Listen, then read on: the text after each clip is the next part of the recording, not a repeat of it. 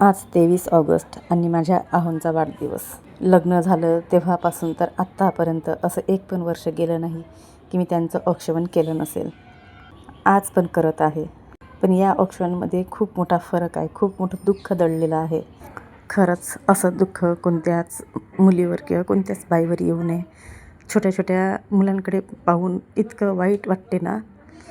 औक्षवण केलं, पाया लागली. माझं बघून माझ्या मुलांनी पण केलं. त्यांना भरभरून शुभेच्छा दिल्या, आशीर्वाद मागितले.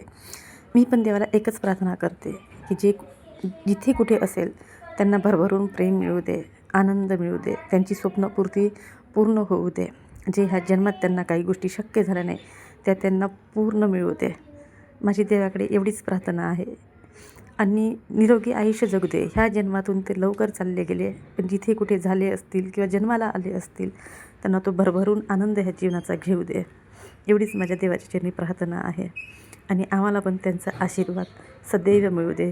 त्यांची कृपा माझ्या मुलांवर सदैव राहू दे. एवढीच प्रार्थना करते.